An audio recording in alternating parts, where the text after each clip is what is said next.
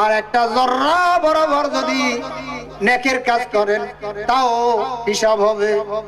ভাই আমার, হাসরের ময়দানে কিন্তু হিসাব হবে। আল্লাহর নবীকে ডাক দিয়ে নিয়ে যাবেন। এবার দয়ার নবী মাকামে মাহমুদে যাইয়া সিজদায় পড়ে যাবেন। সিজদায় পড়ার পর আল্লাহ তাআলা বলবেন, ইয়া মুহাম্মাদু ইরফা রাসাকা।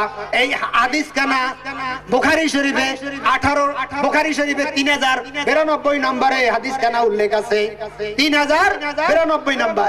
আর মিশকাত শরীফে এই হাদিস খানা 1887 জায়গায় বর্ণনা হয়েছে। ইয়া মুহাম্মাদু ইরফা রাসাকা সালতুতা ওয়াশফা তুশাফা। বন্ধু মুহাম্মদ, মাথা উঠান, আর কাঁদতে হবে না। আপনার উম্মতের জন্য আপনার কাঁদতে হবে না, আপনি মাথা তুলুন। দয়ার নবী মাথা উঠাবেন। মাথা উঠাবার পর আল্লাহ তাআলা বলবেন, হাবিব এই চেয়ারে বসেন, এই কুরসিতে বসেন, এই ডান পাশে আপনার জন্য চেয়ার রাখছি। দয়ার নবী বলবেন, আল্লাহ গো, আমি চেয়ারে হাত রাখলাম, আমি চেয়ারে বসবো না। কেন চেয়ারে বসবেন না? আপনার জন্য চেয়ার বানাইছি, আপনি বসবেন না?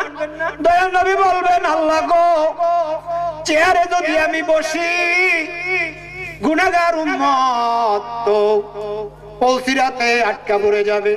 তাদেরকে তারাইয়া, তাদেরকে কে পার করাইয়া নেবে? আমি যদি চেয়ারে বসি, মিজানের নেকের পাল্লা যদি হালকা হয়ে যায়, তাহলে তাই মিজানের নেকের পাল্লা কে ভারী বানাবে? আমি যদি চেয়ারে বসি, আর হাউজে কাউসারের পানির পেয়ালা কে পান করাবে?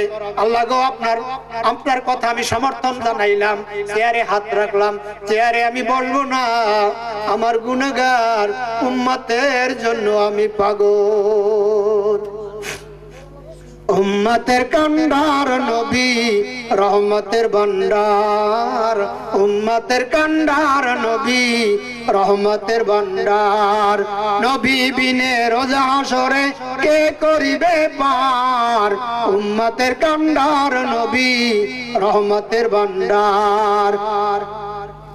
নবী বিনে রোজা হাসরে কে করিবে পার? নবী বিনে রোজা হাসরে কে করিবে পার? উম্মতের কান্ডার নবী, রহমতের ভান্ডার। আমার নবী দয়ার সাগর, গুনাহগার উম্মতের পাগল। কন্যা, আমার নবী দয়ার সাগর, গুনাহগার উম্মতের পাগল। রোজা হাসরে সিজদায় পড়ে কাঁদবেন জারে জার। রোজা হাসরে সিজদায় পড়ে কাঁদবেন জারে জার। উম্মতের কান্ডার নবী, রহমতের ভান্ডার। যাইয়া দেখো মদিনাতে কান্দে নবী রওজা পাকে। যাইয়া দেখো মদিনাতে কান্দে নবী পাক রওজাতে। মাফ করিয়ে দাও গো আল্লাহ উম্মত গুনাহগার। মাফ করিয়ে দাও গো আল্লাহ উম্মত গুনাহগার। উম্মতের কান্ডার নবী, রহমতের ভান্ডার। হাসরের ময়দানে আল্লাহ তাআলাকে বলবেন, আল্লাহ গো, আপনি তো বলেছেন ওয়ালা সাউফা ইউতিকা রাব্বুকা ফাতারদা। আপনাকে আমি এমন জিনিস দিব যে জিনিস পাইয়া আপনি খুশি হয়ে যাবেন। তাহলে আজকে দেন, আমার গুনাহগার উম্মত দিগকে জান্নাতের ফয়সালা করে দেন। উম্মতের জন্য পাগল হয়ে যাবে। খেয়াল করে শুনবেন, এইখানে কিন্তু মজার কথা। একটু একটু একটু একটু মিছিল বন্ধ করেন। এই যে আপনারা মিছিল বন্ধ করেন, মিছিল বন্ধ করেন। ঠিক মতোই কোনো মিছিল লাগবে না এই জায়গায়। আলহামদুলিল্লাহ, নারায়ে তাকবীর। কি সুন্দর পরিবেশ, আলহামদুলিল্লাহ। আপনাদের এই এলাকায় এসে আমি অন্তর থেকে আপনাদেরকে দোয়া করি যে আপনারা কত সুন্দর পতঙ্গ পালের মতন, কি সুন্দর পাখির মতো বসে আছেন, একটু নড়াচড়াও করতেছেন না। আলহামদুলিল্লাহ। এখন কিন্তু সেই মজার কথায় যাচ্ছি। দয়ার নবীকে বলবেন, আল্লাহ হাবিব, আমি তো ওয়াদা করছি আপনাকে এমন জিনিস দিব যে জিনিস পাই আপনি খুশি হয়ে যাবেন। আর আপনি বলছেন আমি খুশি হব না যতক্ষণ পর্যন্ত আমার একটা উম্মত জাহান্নামের আগুনে জ্বলবে। তাহলে নবী গো আপনি এখনই যান, জাহান্নামের কিনারায় যান। ওই যে ফারিকুন ফিল জান্নাতি ওয়া ফারিকুন ফিস সাইর, কেউ বিনা হিসাবে জান্নাতে চলে যাবে, আবার কিছু একদল বিনা হিসাবে জাহান্নামে চলে যাবে। মনে আছে আগের কথা? ওই জাহান্নামী লোকদের কাছে দয়ার নবীকে পাঠাবেন, নবী গো আপনি জাহান্নামের কিনারায় যান, যাইয়া দেখেন আপনার কোন উম্মত জাহান্নামের আগুনে জ্বলছে কিনা। যদি জ্বলে তাহলে আপনি বাছাই করে জান্নাতে নিয়ে যান। দয়ার নবী জাহান্নামের কিনারায় যাবে, যাইয়া বাছাই করা শুরু করবে। এখন বলবেন আমি সলিমুদ্দিন, আমারই কি বাছাই করবে? আপনি আপনি আপনি আমি এই ঘটনা দিয়েই আপনি বুঝবেন আপনি সেই বাছাই করেন কিনা।